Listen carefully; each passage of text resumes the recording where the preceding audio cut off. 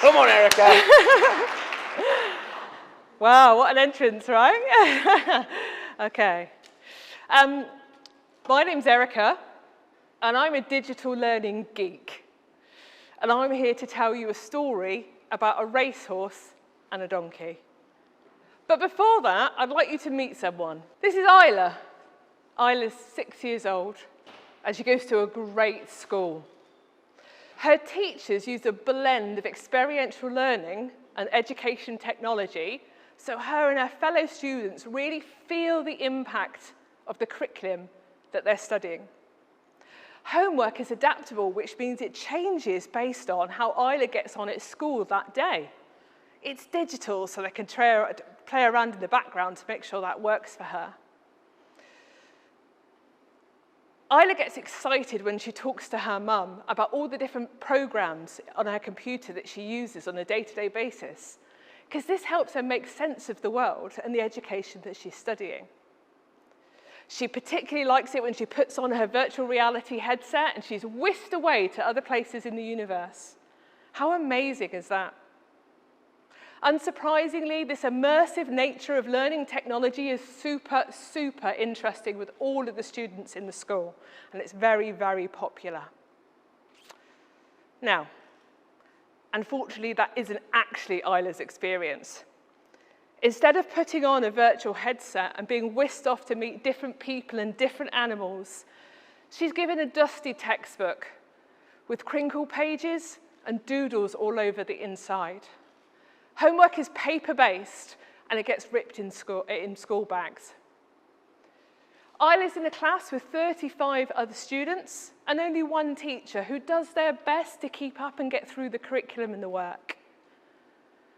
So you can tell there's a difference in the first version of Isla's experience and the reality that she holds today.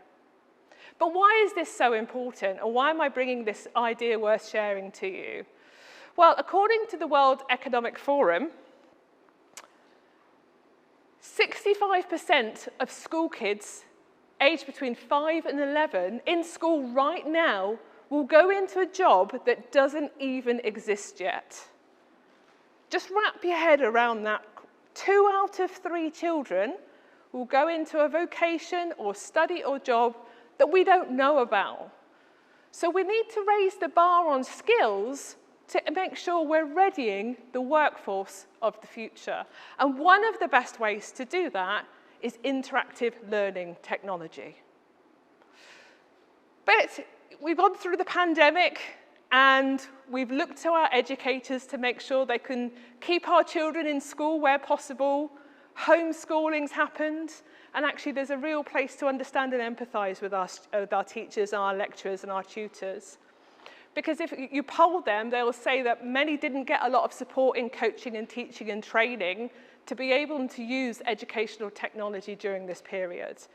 And historically, we've paid lip service to digital learning and technology. But there is some grassroots coming through. The UK's Digital Learning and Technology Report is telling us that there's a growing evidence of technology being used both nationally and internationally in the education space, which is really, really exciting. They say that having online access to a computer or a tablet at home for children to use in a hybrid environment has massive benefits. One of those is a 14 GCSE point increase. That's 2 uplifts in terms of GCSE grades. And when studied, a sample of 52,000 students went from a D to a C at GCSE Science, just because they accessed online learning. And a reduction of 5.8% on truancy aged 16. So we know that there's benefits when it comes to digitising our learning and supporting our educators. And also, we look on it in a global scale. So the World Economic Forum's Global Impact Report, and they've done a huge amount of study, tells us that not only does digital skills help us become well-rounded and successful adults, it also has a global impact of $2.54 trillion around the world. That's a lot of zeros, right? That's a lot going on there. So we need to support our educators and our trainers and our tutors and working with our young people throughout the world to be able to do this. But again, what does that mean? Well, we saw after the pandemic, this played through only last year, when we saw an impact of British universities unfortunately receiving complaints with an increase of 31%. And when probed, the students said that was down to the poor quality of online teaching and learning. That was a response rate of 92%. We know that digital comes with a new set of skills. We all know that, we've all been through it. But what I think is important here is what we call the digital first mindset. And I'm going to take you through a couple of everyday examples. You don't need to be an educator to get into this space. So here you go. You might want to close your eyes on this bit. You don't have to. It's entirely up to you. So you drive into a car park for the first time. You've never parked here before. You realise you don't have any change on you, and the only way to pay is through an app. Okay? Or you've gone to use the washing machine. We do that regularly. And there's an error code flashing on the panel, and you think, oh God, I've got no idea what that means. Or you've ordered some really complex flat pack furniture, and it doesn't come with instructions. So what do? Well, some people would say, I'll hang around in the car park in case somebody else turns up, and I might ask them to borrow some change. Or I might call a washing machine engineer to come and fix the washing machine. Oh, it's okay, I'll drive down to the flat pack furniture shop and ask for a copy of the missing instructions. But if you've got a digital first mindset, what you might do in the car park is take a photo of the code, load that into the app as soon as you get onto the Wi-Fi. Or you might Google the error code on the washing machine and fix it yourself. Or you might go on YouTube for a copy of the missing flat pack instructions. It's not too overwhelming, really, right? This is the day-to-day digital first mindset. So we can take this into our learning and development and educational principles. And I'm not throwing the baby out with the bathwater. What I am asking is that we start from any curriculum and learning build from a digital default mindset, which means asking ourselves questions like, what is the art of the possible here? And how can we transform the student experience? So, we've learned a lot over the last couple of years, and what we do know now is teaching and training fails if we pick up what we've done in the classroom and just plonk it online. It's a different pedagogy. It's a different way of thinking about how you teach and learn. It's a continuous improvement process.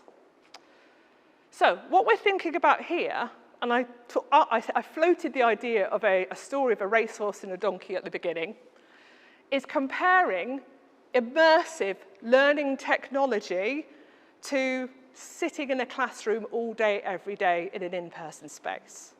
So let's look at the racehorse and the donkey analogy. They've both got 4 legs. They come from the same origin species. You can ride both of them. But I'm not sure what would happen if you enrolled Eeyore into the Cheltenham Gold Cup. What would happen? I don't think you'd get very far. So we think about things in a different way.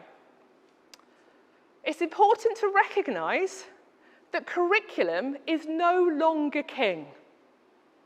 Slightly controversial for me to say that, but if you think about it, engagement is the new kid on the block, and it's here to stay.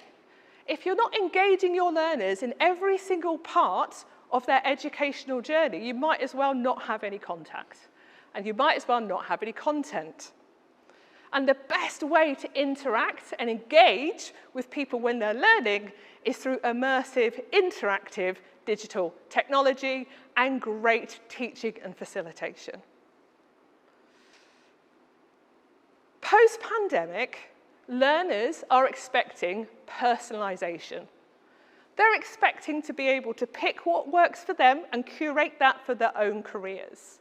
No longer can we sheep dip students into all of the same stuff because it just doesn't work and it's a waste of time. It's like throwing paint against a wall and expecting to try and get something like a Jackson Pollock.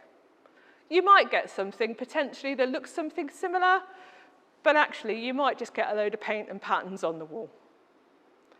So what does all this mean? Well, we know that employers are already looking for skills in the blockchain, robotics, automation, machine learning. We are already here. So let's remind ourselves of what the World Economic Forum says. 2/3 of children at 5 to 11 at school will go into a job that doesn't exist yet. So we're already having to leapfrog where we are right now. And if you're a teacher or a head or a governor of a school, you were probably involved in conversations around digital learning during the pandemic. And I'm sure as a parent, you could have been as well. But this isn't a message for teachers or governors. This is a message for everybody. This is a message for anyone who's even slightly engaged in the future of our workforce, or the future of skills, or the future of learning. Now is the time for us to step up and digitize what we do on a global scale. And we start with our digital-first mindset that we talked you through earlier. So my ask today is that we step up to the virtual plate and we support the workforce of the future. Thank you.